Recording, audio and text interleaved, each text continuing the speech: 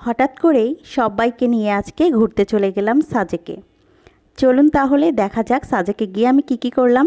আসসালামু আলাইকুম, সবাই কেমন আছেন? আশা করছি সবাই অনেক ভালো আছেন, সুস্থ আছেন। আজকে হঠাৎ করেই একটু বেড়াতে যাওয়ার মন করছে, কিন্তু বাহিরে প্রচণ্ড পরিমাণ বৃষ্টি হচ্ছে, যার কারণে হয়তোবা কোথাও যেতে পারবো না। আর কয়েকদিন থেকে ছেলে মেয়ের মনটা খুবই খারাপ, বারবার বলছে কোথাও চলো ঘুরতে যাই। আর আপনাদের ভাইয়া এতটাই ব্যস্ত হয়ে পড়েছে, কোথাও যে নিয়ে যাবে সেটারও আসলে কোনো উপায় নেই। তারপর বাসার পুষিটাও ভীষণ অসুস্থ, যার কারণে ওকে একা রেখেও কোথাও যেতে ইচ্ছে করছে না। তাই সবাই মিলে ভাবলাম আজকে আমরা সবাই মিলে বাসাতেই থাকবো। যেহেতু বাহিরে প্রচণ্ড বৃষ্টি হচ্ছে, বাহিরে যাওয়ার তো একদমই কোনো মানে হয় না। আর বাসায় থাকা মানেই কিন্তু সুন্দর আয়োজন করে খাবার দাবার খাওয়া। আচ্ছা, সুন্দর আয়োজন করে খাবার দাবার খেতে গেলে সেটা কি শুধু মাছ মাংসই খাবার দাবার খেতে হবে? ভাজাভাজি দিয়ে কি খাওয়া দাওয়া করা যায় না বলেন তো? ভাজাভাজি দিয়েও কিন্তু অনেক ভালোভাবে খাওয়া যায়, যেটা সবাই মিলে একসাথে বসে খাওয়া হয়, তাই না? এখানে আজকে আমি বেগুন ভাজা করেছি, পটল ভাজা করেছি, তার সাথে করেছি মাছের ডিম ভাজা। মাছের ডিম ভাজা দিয়ে ভাত খেতে আমার ছেলে মেয়ে খুবই পছন্দ করে, সেটা যে কোনো মাছের ডিমই হতে পারে। আর হ্যাঁ, তার সাথে কিন্তু আমি একটু পেঁয়াজুও ভেজেছিলাম। এই পেঁয়াজু ভাজাটা কিন্তু খেতে আমার অনেক মজা লাগে। আর তার সাথে আজকে ডাল করিনি, করেছি মিষ্টি কুমড়া ভাজি।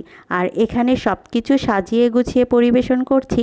সবাই মিলে যদি একসাথে এইভাবে বসে খাওয়া যায়, তাহলে কিন্তু বাহিরে খাওয়ার একটা আনন্দ থেকে যায়। কি বলেন, তাই তো? আর এটা ছিল আমাদের পরের দিন সকালের সাজেকের দ্বিতীয় দিন। রাতে তো ভাজাভাজি দিয়ে খেয়ে ফেললাম, আর আজকে সকালবেলা সাজেকের খাওয়ারের আইটেম ছিল ভর্তা ভাত, যেখানে আমার ভর্তা ছিল বেগুন ভর্তা, আলু ভর্তা, মিষ্টি কুমড়া ভর্তা, কচু ভর্তা, বাদাম ভর্তা, আর স্পেশাল একটা ঝালঝাল মরিচ ভর্তা। আর এই ভর্তা দিয়ে সকাল সকাল ভাত খেতে কিন্তু বেশ ভালো লাগে, আমাদের কাছে তো খুবই ভালো লাগে।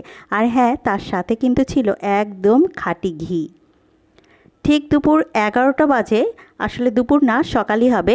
11টার দিকে তো কিছু নাস্তা খেতে হয়। আমি তো দেখেছি সাজেকে যারা ঘুরতে যায় আর তাদেরকে কিন্তু ঠিক 11টা, সাড়ে 11টার দিকে কিছু নাস্তা খেতে দেয়। তো আজকে যখন আমার বাসাটাই আমি সাজেক বানিয়ে ফেলেছি, তাহলে নাস্তা আইটেমটা কেন বাদ যাবে বলেন তো?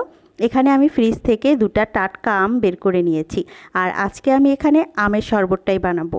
আমের সাথে আমি কিন্তু দুধ দিয়ে দিয়েছি। আমের সাথে দুধ দিয়ে এই শরবতটা খেতে যে কি মজা লাগে কি আর বলবো। আমার ছেলে মেয়ে কখনো বাহিরের জুস খেতেই চায় না, যার কারণে বাসায় কিন্তু এভাবে আমি জুস বানিয়ে দিই। আপনারা যারা এই জুসটা খেয়েছেন তারা জানবেন যে এর স্বাদ মুখে লেগে থাকার মতো। আর এই জুসের কালারটা যে এত সুন্দর হয় কি বলবো। দেখতে পাচ্ছেন কালারটা, কত সুন্দর কালার হয়েছে, তাই না? যারা খেয়েছেন অবশ্যই কিন্তু কমেন্ট করে জানাবেন যে খেতে কেমন লাগে। তারপর এখানে আমি একটু আমড়া কেটে নিচ্ছি, আর এই আমড়াগুলো খেতেও কিন্তু অনেক মজা ছিল, বরিশালের আমড়া। তার সাথে ভাবলাম যে ড্রাগন যখন ফ্রিজে আছে তো ড্রাগনটাও কেটে নেই, আর আমড়াটা আজকে আমি মাখিয়ে খাবো। আপনাদের ভাইয়া যেহেতু বাসায় আছে, আর এভাবে মাখিয়ে খেতে কিন্তু অনেক মজা লাগে। মাঝে মাঝে হয় কি, আমি কেটে রেখে হয়তোবা শুধু লবণ দিয়ে খেয়ে ফেলি, কিন্তু আপনাদের ভাইয়া যেদিন খায় সেদিন কিন্তু আমার একটু মাখিয়ে দিতে হয়, কারণ মাখানো ছাড়া আপনাদের ভাইয়া একদমই খেতে চায় না। যাতে করে আমি একটু চিনি দিয়েছি, সরিষার তেল দিয়েছি, একটা মরিচ দিয়েছি, লবণ দিয়েছি, আর স্পেশালভাবে মাখিয়ে নিয়েছি। আর এখানে তো আমার ড্রাগনটাও কাটা হয়ে গিয়েছে, সেটাও কিন্তু আমি একটি সুন্দর বাটিতে নিয়ে নিচ্ছি। আসলে পরিবেশনটা যদি সুন্দর হয়, খেতে কিন্তু অনেকটাই ভালো লাগে, তাই না? তো নাস্তা আইটেম আজকের মতো আমি এতটুকুই করেছি। আর এখন আমি জুসগুলো ঢেলে নেব। জুসগুলো খেতেও কিন্তু অনেক মজা হয়েছিল। তো একদিনের জন্য আমি সাজেকে এসেছি। আপনারা যারা যারা একদিনের জন্য সাজেক ঘুরতে যেতে চান, তারা কিন্তু আমার মতন বাসাতে এভাবে সাজেক বানিয়ে বাচ্চাদের সাথে খুব ভালো একটা মুহূর্ত কাটাতে পারেন।